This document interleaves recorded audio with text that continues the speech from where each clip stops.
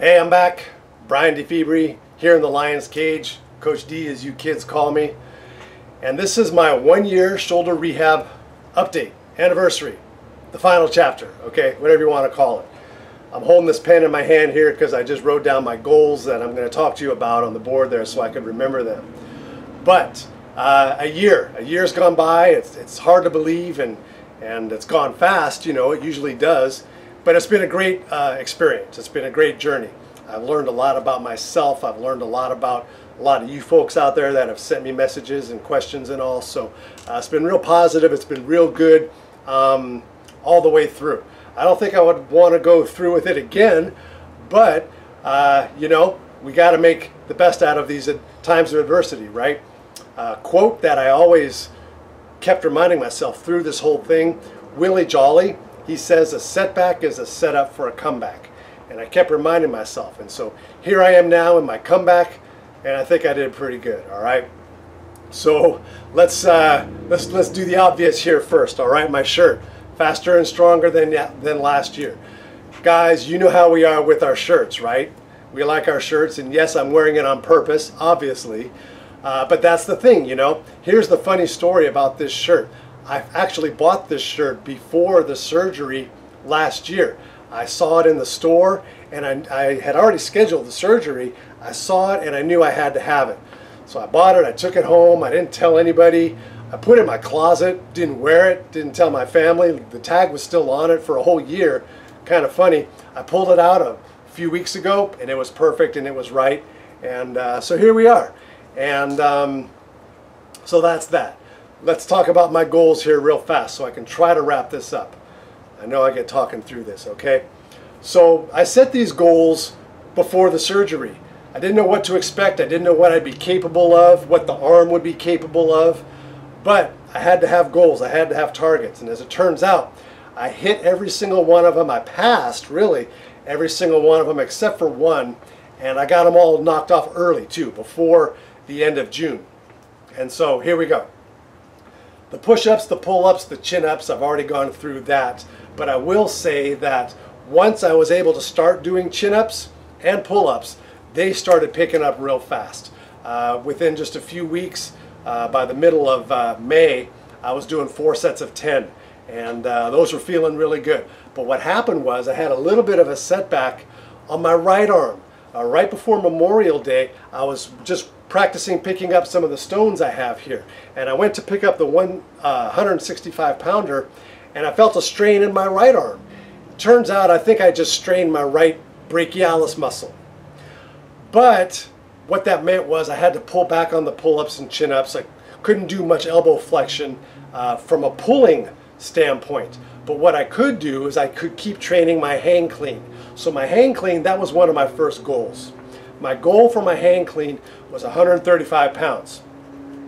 Again, you know, I didn't know what I'd be capable of, so I just set some numbers. I hit 135 times 5 back at the end of May, or the beginning of June.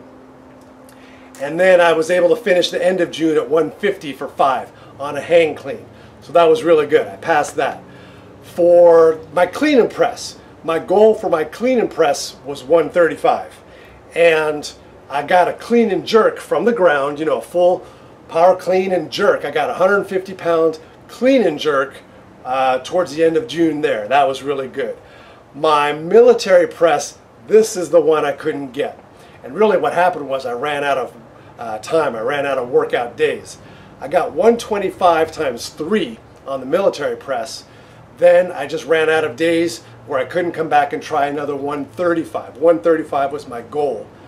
I can't say I got it, even though 125 times 3, I'm sure I would have. Can't say I got it if you didn't get it, right? So in any case, military press, that's the one thing that I couldn't get. And actually, I'll come back to that at the end, but that overhead position, that's the one still that's the toughest for me to finish off with. Bench press. Here's the really cool one. This is the one I was the most excited about, but also the most hesitant or nervous about, because I couldn't bench press before the surgery. It hurt just too dang much, you know. My goal, and this is a hopeful goal, was 225 on the bench press. I got that just the last week of June, and it was a good smooth 225. No grind, and more importantly, no pain. That was the biggest deal. I was excited about that. Actually, I felt like I could have done a little bit more, 230, maybe 235, but I was happy with that for that day. You know, I like to say a lot, less is more. So I got my goal, moving on. I haven't bench pressed 225 in over a year, maybe close to 2 years, because it just hurt so dang much. The most I could bench before the surgery, and this was not even, I mean, this was over a year ago, was I think 205. And so 225 I hadn't even touched in years. I got it back, and I'm excited about that. Then for my other two big lifts, well, let's see, first the farmer's bars. I wanted to be able to carry the 125-pound farmer's bars for 100 feet for reps. That was my goal, and I got that knocked off. I got that knocked off pretty fast, actually. Kind of surprising to me. I think it was the kettlebell swings that helped me with that. But I knocked that off the beginning of June. So 125 on the farmer's bars, 100 feet for reps. My other big lifts, squat and deadlift. Now, my legs took a big hit during the rehab because I really couldn't do much leg work. I couldn't load up, you know, with any kind of heavy resistance to build the legs, or at least to keep them up. So my legs took a little bit of a hit. I lost a lot of strength on the legs. Box squatting was hard for me, and it's still a little tight, but it's a lot better. So squatting, back squatting rather. But yeah, I was on a box. But a back squat with the bar, my goal was 225. I didn't know how I'd be able to do with that. Well, I got that 225 times 3 back in the beginning of June. And then I finished the end of the month, my big lifts, the last week of June. I got a 275 box squat, no problem. Very, very little discomfort with the weight on the shoulder and in that position. So the squat's getting better. And that may not seem like a lot of weight to a lot of people, but you know, I'm building it back up. So that's all I can say. My deadlift, this was really cool. My goal for my deadlift was 250. And again, I didn't know how this would play out because, you know, that bicep, this was more mental than anything for me. I was a little nervous about that. So I got 250. Actually, 250 came fast. That was the beginning of June, the end of May, really. And that was double overhand. Then the last week of June, I went for my squat and deadlift, my big lifts and my bench. I got 315 on my deadlift, and that was really important to me. I wanted to get 3 plates back on the bar. I got it, no problem at all. On that 315, I used a mixed grip with the left arm pronated. So I didn't want to open up the bicep. I didn't want to expose it that way on the deadlift. So I pronated that left arm mixed grip, came up easy, no problem at all. So now I'm going to be building from here. So those are my goals. I'm really excited. It was pretty awesome to get them all done, to pass them, and to get them done early or on time. And that was cool. So what's next? You know, I call it, I'm rebuilding my armor, which is what I'm doing. I'm continuing to do that. Here's the thing with the shoulder. The hardest part, the hardest position for me to still get to is overhead with weight, you know, getting in that full expression of overhead position, externally rotating and packing the shoulder. That's still the toughest for me to get to with weight and under load. So I'm working on that. And what I'm doing is I'm continuing to work on the soft tissue work. I'll just take my thumb in here and massage and get underneath the big muscles, get under the pecs and under the deltoids and work on those rotator cuff muscles from the underside. I still use the tennis ball, baseball, lacrosse ball, but what I also started using recently is the reaction ball, and it's got those odd shapes. That's really cool.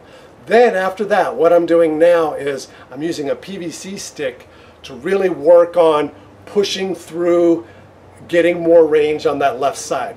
The PVC stick is cool because you can use the other hand and the other side of the stick to really push through and get more into the corners of range of motion that you need to get to. And for me, it's external rotation. I mean, you can see the external rotation is still pretty bad on this left side, but I'm working at it, and and the strength is there. I just got to keep working that range of motion. You know, range of motion is the foundation of it all, and so that's what I'm working on. Also, someone asked me about sleeping on it and how long will it still hurt if, you know, by sleeping on their shoulder. Well, I don't know how long it's going to keep hurting, but for me, here we are 1 year. I can go to sleep lying on my left side. I still wake up, you know, a couple hours later and it's a little sore. It depends on how far over I get on it. If I get way over right on top of it, that's worse. But if I'm kind of angled and I put my arm out like this, I can fall asleep on that and it's really not so bad. And even that is getting better all the time. So what's next? You know, I hit all my goals. What's next is I got a summer project I'm working on here for myself. Going to keep building up my strength, building up my work capacity. I have some more goals and targets for later on this year. Maybe I'll shoot another video as things come into play, or fall into place rather, through those. But that wraps it up, man. I really appreciate all the feedback I've gotten from a lot of people out there, emails and comments. That's been really cool. If you want to ask me more, or just, you know, keep in communication, you can email me or comment me there on the YouTube. All right, everything's cool. So Brian DeFibri here, trying to wrap this up. I know I ran long. I apologize. Thanks for hanging with me, and we'll be back around. All right, later on. Okay, later.